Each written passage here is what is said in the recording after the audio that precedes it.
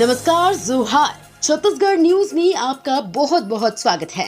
इससे पहले आप न्यूज को कहां से देख रहे हैं, कमेंट में जरूर बताएं। साथ ही चैनल को सब्सक्राइब करना बिल्कुल ना भूलें। छत्तीसगढ़ में पंचायत सचिवों का होगा शासकीयकरण, सीएम साय ने बनाई कमेटी।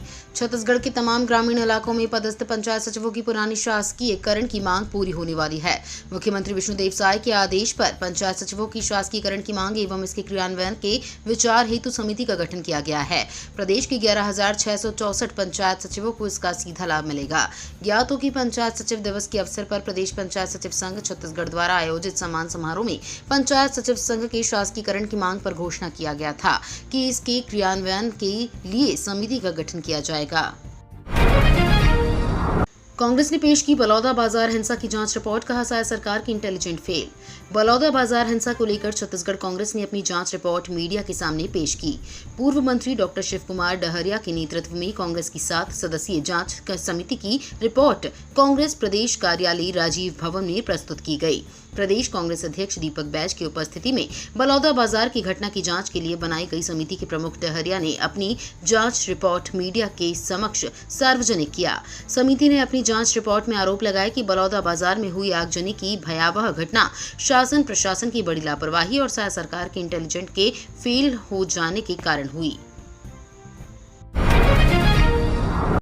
छत्तीसगढ़ में अब तहसीलदार सुधार कर सकेंगे जमीन के रिकॉर्ड की गलतियां। छत्तीसगढ़ में भूस्वामियों को पटवारी रिकॉर्ड की गलतियों में सुधार के लिए भटकना नहीं पड़ेगा। राजस्व रिकॉर्ड में नाम सुधारना, खसरा सही नहीं होना, पटवारी रिकॉर्ड में गलती आदि राजस्व त्रुटियों के लिए अब अनुविभागीय कार्यालय के चक्कर लगाने की जरूरत नहीं होगी। राज्य सरकार ने ऐसे प्रकरणों के लिए एसडीएम कार्यालय के स्थान पर अब तहसीलदारों को अधिकृत किया है। इससे पहले आम आदमी किसानों को ऐसे प्रकरणों के लिए एडीएम दफ्तर के चक्कर काटने पड़ते थे। पटवारी रिकॉर्ड में दर्ज त्रुटियों को सुधारने के लिए अब तहसील कार्यालय से काम हो जाएगा। छत्तीसगढ़ में जल्द मिलेगा 500 रुपए गैस सिलेंडर। छत्तीसगढ़ में जल्द ही लोगों को 500 रुपए में गैस सिलेंडर मिलने वाला है। रायपुर सांसद बृजमोहन अग्रवाल ने इसकी तारीख का ऐलान कर दिया है। उन्होंने बताया कि कब से लोगों को 500 रुपए में सस्ता सिलेंडर मिलने लगेगा। रायपुर सांसद बृजमोहन अग्रवाल ने सस्ते गैस सिलेंडर को लेकर बड़ा बयान दिया।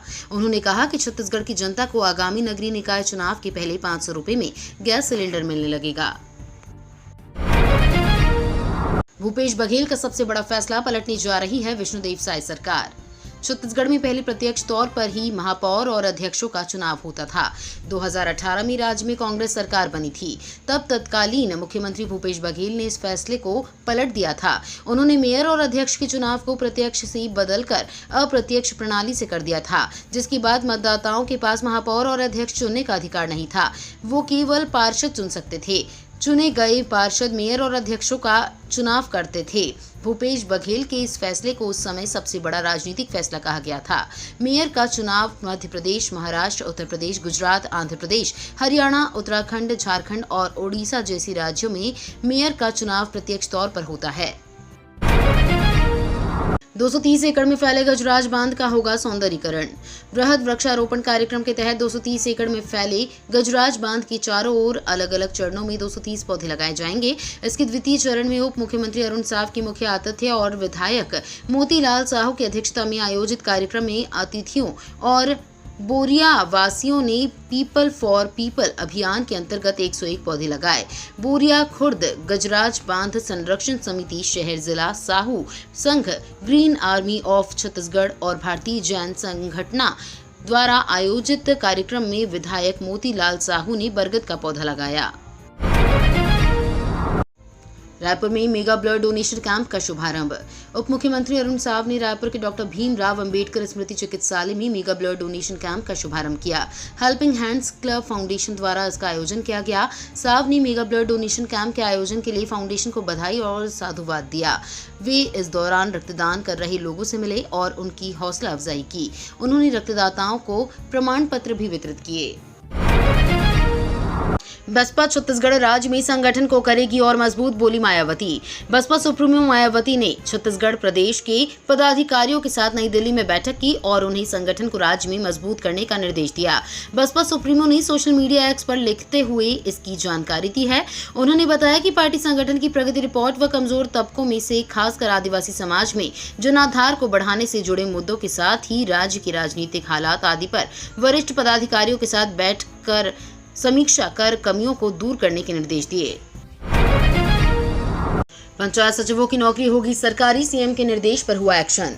छत्तीसगढ़ की पंचायत सचिवों के लिए अच्छी खुशखबरी सामने आई है। प्रदेश के सभी करीब 6000 पंचायत सचिवों की नौकरी अब सरकारी होगी। इसकी शासकीयकरण करने को लेकर सरकार ने समिति का गठन किया है। प्रदेश के पंचायत विभाग के सचिव को इस समिति का प्रमुख बनाया गया है। ये समिति 30 दिन के भीतर अपनी रिपोर्ट सरकार को सौंपेगी। सीएम विष्णुदेव साय के निर्देश के बाद इस समिति का गठन किया गया है। प्रदेश में करीब 6000 पंचायत सचिव हैं जिनका शासकीयकरण होगा।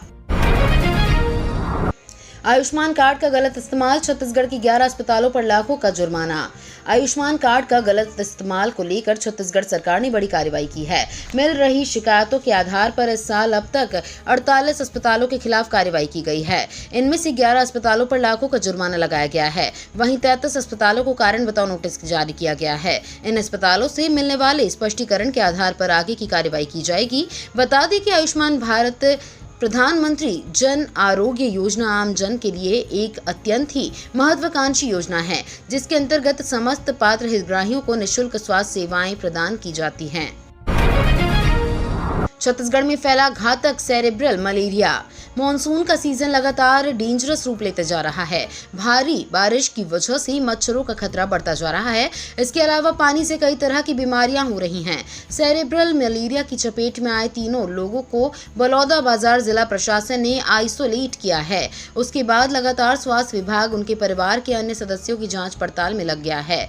पलारी के गांव टीला की साहू परिवार के 3 लोगों में सेरेब्रल मलेरिया की पुष्टि हुई है, जिसके बाद से आसपास के लोगों में चिंता और दहशत का माहौल है। छत्तीसगढ़ में बारिश बनी काल, कई जगह गिरे पेड़, राजधानी रायपुर में भी तबाही का मौसम। छत्तीसगढ़ में द्रोणिका बनने की वजह से रायपुर और उसके आसपास के इलाकों में भारी बारिश रुक रुक कर हो रही है। कहीं कहीं पर ये बारिश मूसलाधार भी हुई। भारी बारिश के कारण जनजीवन प्रभावित हुआ है। इस कड़ी में रायपुर के महला थाने के पास पुष्पक अपार्टमेंट के सामने लगा बड़ा वृक्ष जड़ सहित धराशायी होकर सड़क पर गिर गया। विशाल पेड़ के गिरने के कारण वहां से गुजर रहा छोटा हाथी, वाहन सवार और एक स्कूटी सवार चालक पेड़ की चपेट में आ गए। पीएम मोदी ने किया विश्व धरोहर समिति के 46वें सत्र का उद्घाटन। प्रधानमंत्री नरेंद्र मोदी ने रविवार को भारत मंडपम में विश्व धरोहर समिति के 46वें सत्र का उद्घाटन किया। पीएम मोदी ने कहा कि Bharat UNESCO world heritage centre के लिए $1 मिलियन का कंट्रीब्यूशन करेगा। ये ground capacity building, technical assistant और वर्ल्ड हेरिटेज साइट के कंजर्वेशन में प्रयोग होगा। इस पैसे का इस्तेमाल ग्लोबल साउथ के देशों को काम आएगा। उन्होंने आगे कहा कि बीते सालों में हम भारत की 350 से ज्यादा प्राचीन धरोहरों को वापस लाए हैं। प्राचीन धरोहरों का वापस आना वैश्विक उदारता और इतिहास के प्रति सम्मान के भाव को दिखाता है। खेल विभाग प्रोत्साहन राशि नियम बदलेगा। छत्तीसगढ़ में भी खेलो इंडिया मेडलिस्ट के बराबर राशि देने की तैयारी।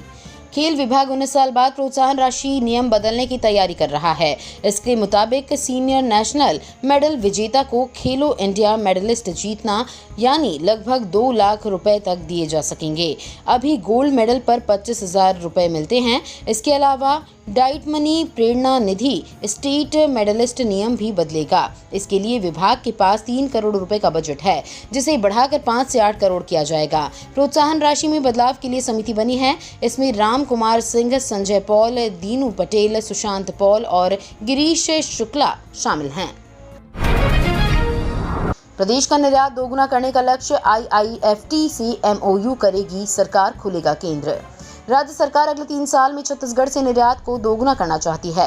ये लक्ष्य पाने के लिए सहायक सरकार भारत सरकार के उपक्रम Indian institute of foreign trade के साथ करार करेगी। उद्योग विभाग ने MOU के अनुमोदन के लिए मुख्यमंत्री के पास प्रस्ताव भेजा है। मंजूरी मिलते ही उद्योग विभाग CSIDC व IIFT में MOU होगा। IIFT देश के विभिन्न भागों में निर्यात के प्रोत्साहन के लिए राज्य शासन के सहयोगी के रूप में काम कर रहा है।